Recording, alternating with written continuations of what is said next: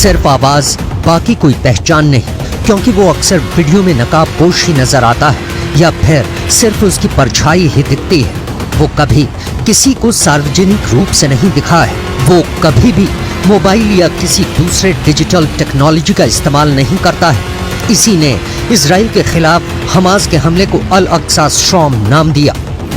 يوم الثورة الكبرى من أجل إنهاء الاحتلال الأخير ونظام الفصل العنصري الأخير في العالم। आतंक का नंगा नाच करने की अपील करने वाली ये ऑडियो क्लिप वायरल हो रही है। कहा जा रहा है कि ये आवाज मोहम्मद दईफ की है, लेकिन कौन है ये मोहम्मद दईफ जिसने 50 सालों में इजराइल के खिलाफ इतना बड़ा हमला कर दिया, जिसके बारे में इजराइल सोच भी नहीं सकता था। कौन है मोहम्मद दईफ जिसे मारने के लिए इजराइल की तेज तर्रार खुफिया एजेंसी मोसाद ने 7 बार कोशिश की, लेकिन वो हर बार बच निकला। इजराइल को खून के आंसू रुलाने वाले मोहम्मद दईफ के बारे में जो पता चला है वो ये कि इसके दोनों हाथ नहीं है, दोनों पैर नहीं है, एक आंख नष्ट हो चुकी है, सिर्फ एक आंख से ही देख सकता है, व्हील चेयर पर चलने के लिए मजबूर है। मोहम्मद दईफ का कोई वीडियो इंटरनेट पर मौजूद नहीं है। बस मोहम्मद दईफ की साजिशों का शिकार हुआ इजराइल की तस्वीरें जो मोहम्मद दईफ के विचारों की खूनी गवाही देती है।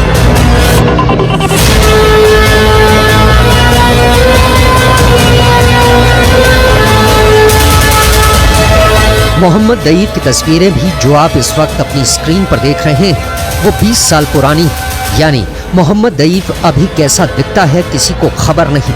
उसके बारे में गाजा पट्टी के लोगों को भी ज्यादा कुछ नहीं पता। मोहम्मद दईफ को दुनिया भर में नया ओसामा बिन लादेन का नाम दिया जा रहा है। गाजा पट्टी में मोहम्मद दईफ को लोग किस के नाम से जानते हैं, क्योंकि मौत का दूसरा नाम मोहम्मद दईफ एक जगह कहीं ठहरता नहीं। मोहम्मद दईफ को 9 जिंदगी पाने वाली बिल्ली भी कहा जाता है, क्योंकि कहा जाता है वो इजराइल के 9 बार के हमलों में अब तक बचता रहा है।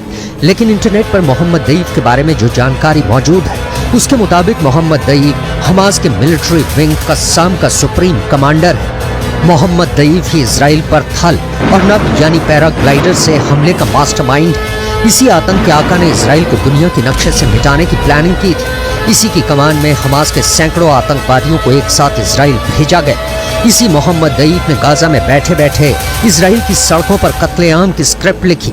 इस मोहम्मद दईफ ने गाजा पट्टी के 20 लाख लोगों की जिंदगी इजराइल की मिसाइलों की ओर मोड़ दी। अपाहिज आतंकी ने रात के अंधेरे में जो कुछ रचा उसे अब पूरा गाजा पट्टी भुगत रहा है।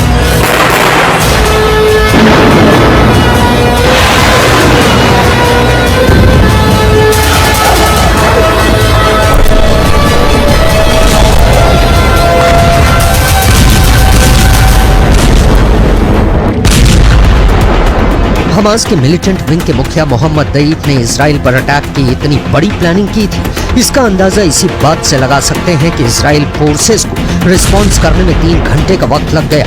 इजराइल की खुफिया एजेंसी मोसाद को इस हमले की पहले भनक तक नहीं लगी। मतलब एक एक डिटेल को मोहम्मद दईफ सीक्रेट रखने में कामयाब रहा। कहा जा रहा है कि यह हमला इतना सुनियोजित और बड़े लेवल पर प्लान किया गया था, लेकिन इसकी जानकारी हमास के दूसरे आतंकी कमांडरों तक को नहीं थी जब तक कि उन्हें अटैक का ऑर्डर नहीं मिल गया।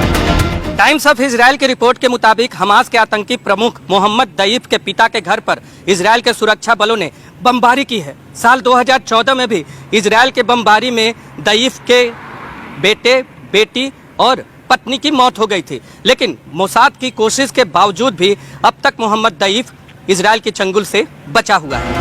इजरायली हमले में ही मोहम्मद दईफ अपने दोनों पैर, दोनों हाथ और एक आंख गवा चुका है, लेकिन गाजा पट्टी की टेढ़ी मेढ़ी और जटिल सुरंगों में छिपकर मोहम्मद दईफ अब तक बचता रहा है। इजरायली हमले से बचने के लिए वो लगातार अपना ठिकाना बदलता रहता है। वो हर रात अलग अलग जगहों पर होता है ताकि उसकी जानकारी किसी भी हाल में लीक न हो पाए, लेकिन इस बार भी मोहम्मद दईफ बच पाएगा कहना मुश्किल है। इसकी तस्दीक करता है इजराइल का गाजा पट्टी मिट्टी में मिला देने वाले लगातार हमले।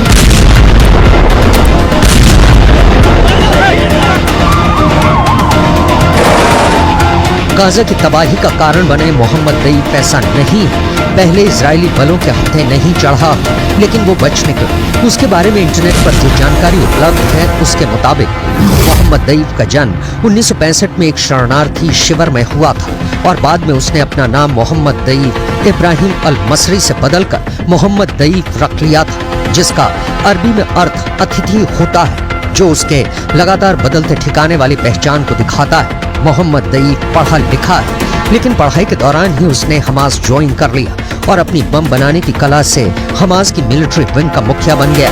मोहम्मद दईफ का इस वक्त मुख्य काम रणनीति बनाना है।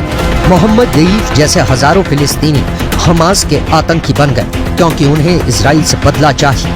इसी का फायदा गाजा के आतंकी आकाओं ने उठाया। मोहम्मद दईफ ने इजराइल के खिलाफ हमले को जिस अल अक्सा मस्जिद के नाम पर अल अक्सा स्टॉर्म नाम दिया, वहाँ की घटना आपको याद हो तो इजराइल की फोर्स सुरक्षा का हवाला देकर अल अक्सा मस्जिद में एंटर हुई। अल अक्सा मस्जिद मक्का और मदीना के बाद इस्लाम की तीसरी सबसे पवित्र मस्जिद मानी जाती है। इस हमले की दुनिया के सारे मुस्लिम देशों ने निंदा की थी। मोहम्मद दईफ ने उसी दिन इजराइल की सड़कों पर लाशें बिछा देने की कसम खाई और हमले की तैयारी भी उसी दिन से शुरू हो गई थी। लेकिन मौका अब मिला और जब मिला तो मोहम्मद दईफ के आतंकवादियों ने इजराइल में घुसकर इजरायलियों का सीना चीर दिया। मोहम्मद दईफ ने बहुत चालाकी से अल अक्सा मस्जिद में यहूदी देश इजराइल के सुरक्षा बलों की एंट्री के खिलाफ मुस्लिम युवकों को भड़काया, देश के भीतर आतंकवादी तैयार की और देश के बाहर मजहब के नाम पर एक होने की अपील करी। على الجميع متابعة التوجيهات والتعليمات عبر البيانات العسكرية المتتابعة। इसका असर हुआ 7 अक्टूबर की सुबह इजराइल जल उठा और तब से लेकर अब तक इजराइल मोहम्मद दईफ का पता ढूंढ रहा है। इस्माइल हनिया, याहिया सिनवार और मोहम्मद दईफ, ये 3 आतंकियों को इजराइल नहीं छोड़ने वाला। बेंजामिन नेतन्याहू कह चुके हैं कि हमास को मिटाने में वक्त लगेगा, लेकिन गाजा पट्टी में इनका नामो निशान तक नहीं बचेगा। अब देखना ये है कि हमास की मिलिट्री विंग का प्रमुख मोहम्मद दईफ कब तक छिपेगा, कहां छुपेगा, जब पूरा का पूरा गाजा ही जमीन के नीचे दफन कर देने की इजराइल ने कसम खाई है।